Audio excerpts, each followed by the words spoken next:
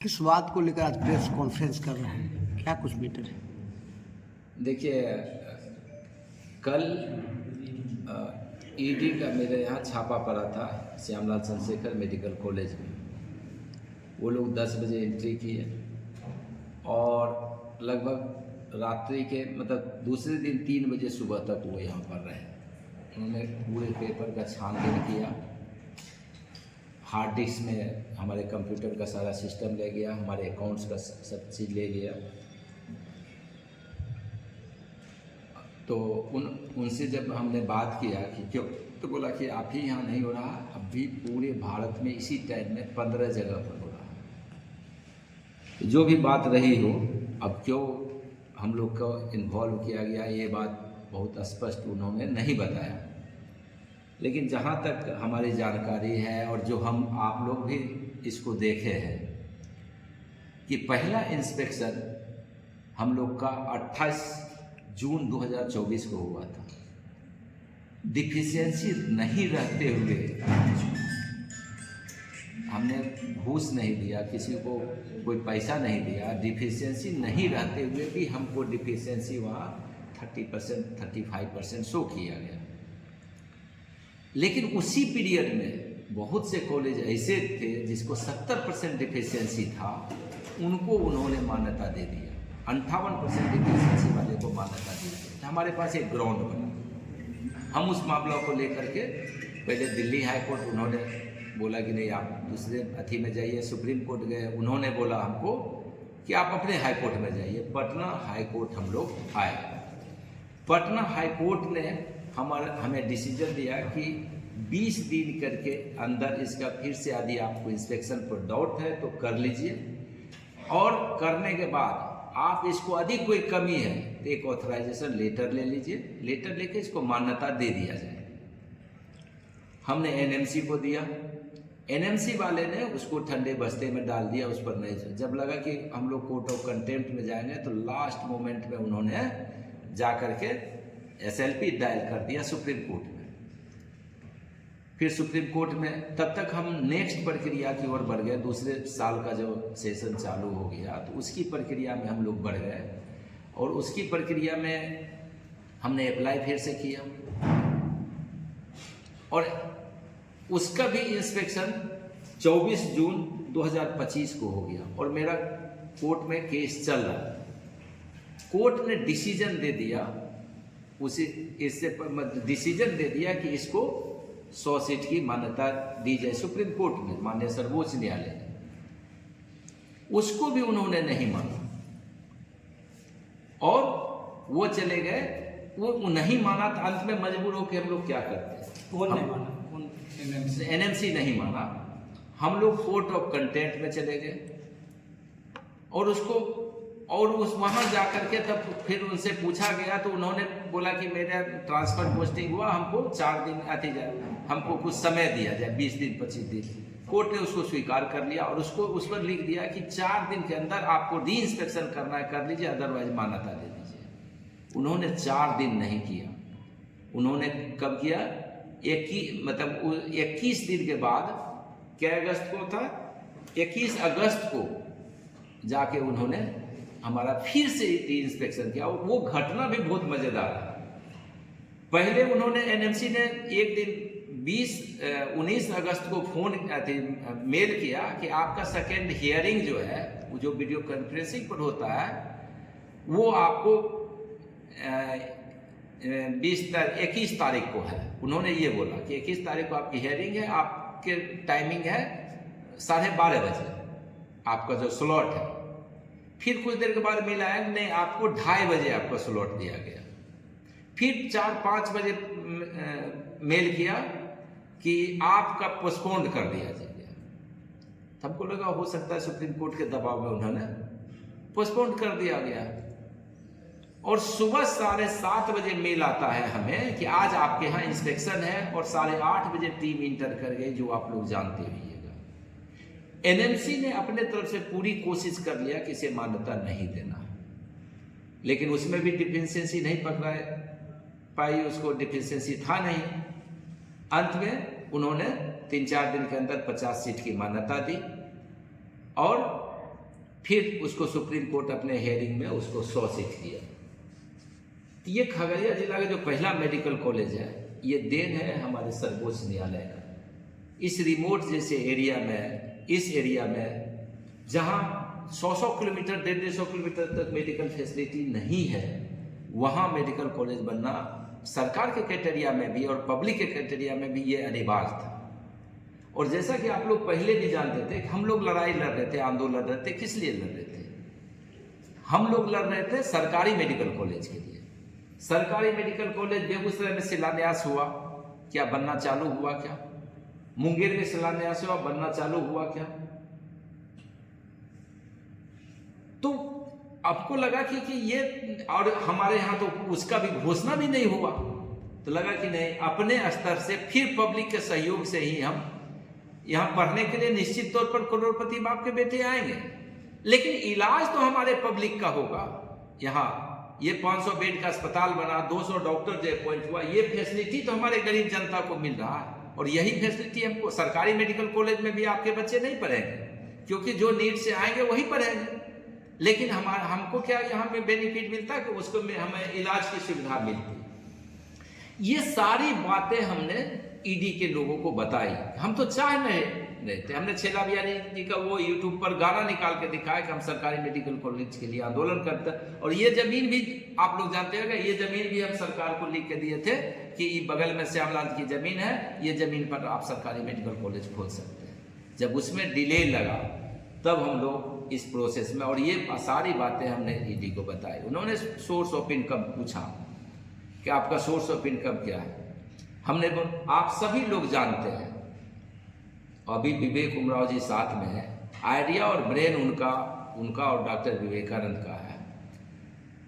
हम लोगों ने क्या किया कि एक शिलान्यास एक साथ खींच करके हम लोगों ने शिलान्यास किया कि मधेपुरा यादवों का बेल्ट है तो वहां पर आप मेडिकल कॉलेज ही कॉलेज बना रहे, फॉरवर्डों का बेल्ट है बेगूसराय, वहां सब चीज आप बना रहे हैं, और खगड़िया पिछड़ा ही रहेगा सब दिन। क्या जब सरकार नहीं सुनी तो हम लोग, आप लोग सब गवाह है, यहाँ 2 लाख की भीड़ में यहाँ शिलान्यास हुआ 2 अक्टूबर 2006 में।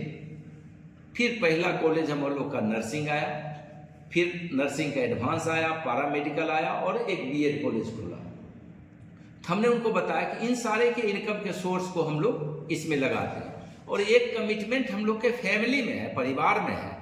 वो कमिटमेंट ये है कि हमारे कोई भाई या कोई हम लोग इसके पैसे को अपने घर नहीं ले जा सकते। हाँ, वर्क करते हैं तो अपने जीवन यापन के लिए हम सैलरी जरूर ले सकते हैं, लेकिन यहाँ से चाहेंगे 1 करोड़ रुपया लेकर के अपनी निजी संपत्ति बनावे, तो ये हम लोग का फैमिली कमिटमेंट है। और ये बातें हमने उनको भी बताई कि इससे जो भी इनकम होगा वो खगड़िया के डेवलपमेंट में ही जाएगा, खगड़िया के विकास में जाएगा।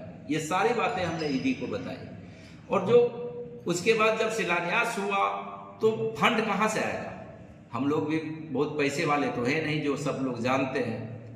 तो विवेक उमराव जी और इनकी पत्नी क्लेयर जी के नेतृत्व में 3 महीने 4 महीने का पदयात्रा पूरे गांव निकाला गया, और उससे जो चंदे कलेक्ट होते थे, चंदे कैसे आते थे? चंदे कलेक्ट होते थे, चंदा गांव वाला दिया, उसी गांव वाले को सौंप देते थे चंदा, 2-3 आदमी को, ईंट गिट्टी बालू सीमेंट आता था यहाँ। इससे निर्माण चालू हुआ और फिर एक मंदिर की तरह ये बनते चला गया। हमने ये सारी बातें बताई कि ये चंदा से, उसके बाद सोर्स ऑफ इनकम डेवलप हुआ।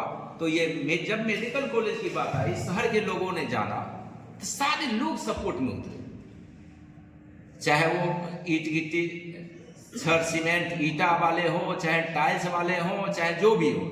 किसी भी दुकानदार का 1 करोड़ 1.5 करोड़ 2 करोड़ 3 करोड़ से कम का ड्यूज नहीं रहा, बोला कि मिल जाएगा पैसा। इतने पेशेंस से सारे लोग रहे। तो उधर मार्केट का 10 करोड़ रुपया आया, फिर अपने सोर्स का आया, फिर पर्सनल लोन, हम बोले पर्सनल लोन डॉक्टर विवेकानंद के ऊपर 2 करोड़ का लोन है, जो पर्सनल लेकर के ट्रस्ट में दिए। छोटे भाई पर 1.5 करोड़ का लोन है, भाभी पर 50 लाख का है, बेटा पर 80 लाख का है, एक भाई पर 80 लाख का लोन है। वो सारे लोन लेकर के इसमें ट्रांसफर किए और इस टाइप से ये बनना चालू हुआ। वो लोग कन्विंस हुए ये बात नहीं है कि वो कन्विंस नहीं हुए, उन्होंने यही बोला। हो सकता है आप पर कोई लगा हुआ हो, किसी ने आपको ईर्ष्या बस किया हो, लेकिन आप अपनी बातों को आपको ईडी के सामने रखना होगा। तो वो जब सम्मन भेजेंगे तब हम लोग वहां पर जाएंगे। जो घटना चक्र हुई कि ये पूछे क्यों, तो आप लोग सब जानते हो उस समय मीडिया में आया था छत्तीसगढ़ में किसी कॉलेज में कुछ अनियमितता पाई गई थी, और उसको रेफरेंस बना करके उस दिन जितने का हुआ इंस्पेक्शन, उन सारे पर प्रश्न चिन्ह लगा दिया गया और सबका एक तरीके से नाम थोड़ा घसीट दिया। तो वही 15 कॉलेज में कल ईडी का इंस्पेक्शन चल रहा था। हम लोग का साथ दिक्कत क्या है कि हम मजबूत कर ले जाके झेल लेते हैं, थाम लेते हैं। ईडी के साथ हम 10 बजे से लेकर रात्रि के 3 बजे तक बैठे रहे। वो हमने उनको पूरी रिस्पॉन्सिबिलिटी लिया कि डॉक्टर विवेकानंद ब्रेन है और हम उसको एक्सिक्यूट करते हैं। यदि कोई चीज होगी तो उसके भार हम लेने के लिए तैयार हैं। यदि मेरे पास वित्तीय अनियमितता है तो उसके रिस्पॉन्सिबल हम हैं। मेरी पत्नी इस ट्रस्ट की मेंबर है, वो सेक्रेटरी है, वो सिग्नेचर करती है, हम उसको जहां बोलते हैं वहां सिग्नेचर करती है। हमने स्पष्ट बोला। इस चलते उसका पूरा यदि डिस्क्रेडिट जाता है तो उसके लिए हम पूरी तरीके से जिएंगे। लेकिन एक प्रश्न जरूर उठती है, वो प्रश्न ये है कि क्या इस तरह से सरकार को भी चाहिए और उन सबको भी चाहिए कि एक रिमोट एरिया में जहां एक टोटी खरीदने के लिए आपको पटना का दौरा करना पड़ता है, एक नट खरीदने के लिए आप पटना, यहाँ हम कल मैट्रेस खरीदना चाहे अपने हॉस्टल के लिए तो खगड़िया में नहीं मिला हमको उसके लिए पटना जाना पड़े। छोटी छोटी चीज, इस छोटे से शहर, छोटे से कस्बे में कोई चीज के निर्माण में क्या कठिनाइयां आती है, और इस टाइप से हम तो झेल लेते हैं, लेकिन नेक्स्ट जनरेशन या और कोई इसको झेलना बर्दाश्त होगा। तो उसके जो हम लोग जो सपना देखे डॉक्टर विवेकानंद को, जो सपना है कि 230 में खगड़िया एक विकसित जिला हो, उस सपना पर थोड़ा सा अंदर कहीं न कहीं उसके चाल में कमी आती है ये। लेकिन हम लोग ऐसा होने नहीं देंगे। हम लोग बहुत मजबूत हैं और हमने उनको बताया कि कोई भी संस्था, आप कोई भी आदमी चाहे इस संस्थान को बंद नहीं कर सकता। इसलिए नहीं बंद कर सकता, ये संस्थान मेरा नहीं है, ये पूरे खगड़िया जिला का अपना संस्थान है। इसमें हमारा योगदान नहीं है, बहुत लोगों का आशीर्वाद और योगदान है। और जब इतने लोगों का आशीर्वाद हो तो क्या मजाल है कि कोई इसको बंद कर सकता है। ये बहुत जगह हमने बोला और यही बात उनसे बोला। रात्रि में जाते समय उन्होंने बोला कि आप फेस कीजिए, हम लोग तो कन्विंस हैं आपके। और उन्होंने जो डाटा भी देखा तो उसमें कहीं भी कुछ भी वित्तीय अनियमितता की कोई, और क्योंकि अब जो ट्रांजैक्शन हो रहे हैं, हम पहले जो थे उतना लिखा पढ़ी में मजबूत नहीं थे, जब छोटे छोटे काम कर रहे थे, एक घर के तरह काम कर रहे थे। लेकिन अब तो प्रॉपर चल रहा है, अकाउंटेंसी चल रहा है। जितने भी स्टूडेंट का एडमिशन हो रहा है वो सारे पेमेंट घर से करके आते हैं, यहाँ UTR नंबर देते हैं, व्हाइट ट्रांजैक्शन। और इस कॉलेज में कोई भी अब ब्लैक ट्रांजैक्शन नहीं होता है, कभी नहीं हुआ है, अभी भी नहीं होता है। इसलिए वित्तीय अनियमितता का सवाल नहीं है। हाँ, उनके तरफ से यदि सम्मान आता है तो हम उसको फेस करेंगे। हम ईडी का सम्मान करते हैं, भारत की सर्वोच्च संस्था है वो। हम सर्वोच्च न्यायालय ने हमको एक मौका दिया खगड़िया जैसे सर्वोच्च न्यायालय का। खगड़िया वासी शुक्रगुजार है कि आपने इस क्षेत्र को इतने तरक्की पर ले जाने के लिए आपने एक छोटा सा पहल किया, सपोर्ट किया।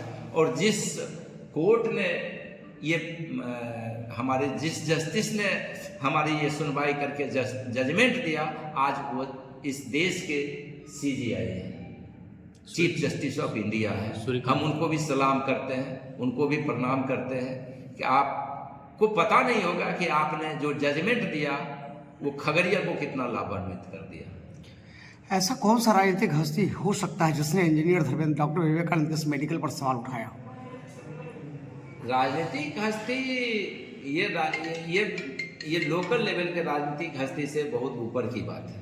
ये नीचे का स्तर का किसी भी इवेंट आपको मतलब CM तक के रैंक का भी ये सवाल नहीं है कि ये एक और सीएम भी नहीं चाहेंगे कि मेरे यहाँ किसी को इस टाइप से, क्योंकि हमारे जो सीएम हैं अभी नीतीश कुमार जी, वो खगड़िया नहीं पूरे बिहार के डेवलपमेंट के आप जब उनका देखिएगा तो बहुत तेज गति से काम करने का उनका जज्बा चल रहा है। तो वो इस टाइप से नहीं करेंगे, इसलिए हम किसी नेता को दोष नहीं देना चाहिए। ले क्या गए हैं? यहाँ से ले क्या गए हैं? क्या क्या चीज ईडी वाले कुछ यहाँ से ले गए हैं। यहाँ से ले गए हैं, हार्ड डिस्क का कॉपी ले गए हैं, अटेंडेंस सीट ले गए हैं,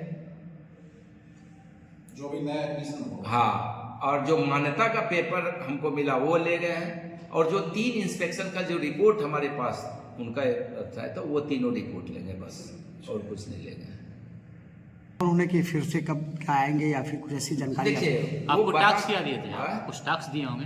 हाँ, टास्क दिया है कि एक जमीन का जो पेपर लीज पेपर है, वो लीज पेपर आप वहाँ सबमिट कर दीजिए। आपने जो लोन लिया है, हमने अभी HDFC से 90 करोड़ लोन लिया, और इन लोग के जो लोन लिया, लोन का पेपर हमको चाहिए। हमने मॉर्गेज क्या किया था, हमने उनको बोला था कि भाई साहब पहले तो हमने पर्सनल लोन क्यों डॉक्टर साहब के नाम से लिया, प्रोफेशनल, क्योंकि हमारे पास अपनी प्रॉपर्टी नहीं है, अपना घर नहीं है कि जिसको हम गिरवी रख के ले सके, तो हमको लोन देता ही नहीं था। HDFC दे दिया, ये बड़ी बात है। तो हम, और जो मॉर्गेज में फंसा है, तो मेरे ससुराल का जमीन का वैल्यूएशन जहाँ पर हम अभी रहते हैं, ये अशोक नगर में, तो उसकी 2 करोड़, और मेरे घर पर जो संपत्ति है तो उसके उन्होंने 1 करोड़ लगाए। ये 3 करोड़ का मॉर्गेज है अभी बैंक पास रखा हुआ। बाद बाकी उन्होंने लोन सेंक्शन किया, पर्सनल लोन है, तो उसको वो हम लोग सबमिट करते। कोई बहुत बड़ी टास्क उन्होंने नहीं दिया हमें। जिस तरह से उनका कार्रवाई रहा आपके पक्ष में, या फिर जो सही तरीके की जांच थी उसने उन्होंने किया है? देखिए, मेरे पक्ष में नहीं रही, मेरे पक्ष में होती तो आती ही नहीं, क्योंकि मेरा नाम कहीं इन्वॉल्व नहीं है, कहीं कुछ है नहीं, तो आप मेरे पर क्यों आए? उनके जांच से आप संतुष्ट? हाँ, जांच से संतुष्ट है। जांच में कहीं भी जो उन्होंने, जो हमने स्टेटमेंट दिया बेजाते, उनको उन्होंने टाइप किया, और टाइप करने के बाद उसको बढ़िया से पढ़ के बोला संतुष्ट है तब दस्तखत कीजिए, नहीं तो हम चेंज करेंगे। तो हमने उसको संतुष्ट होकर के दस्तखत करके दिया। सपोर्ट में ही रहा। सपोर्ट पूछेगा आपसे, ये भी पूछेगा, लेकिन फैक्ट यदि सच एक बात है तो आप कितना भी घुमा पूछे तो वो सच ही रहेगा। तो इसलिए हमें उससे कोई परेशानी नहीं है।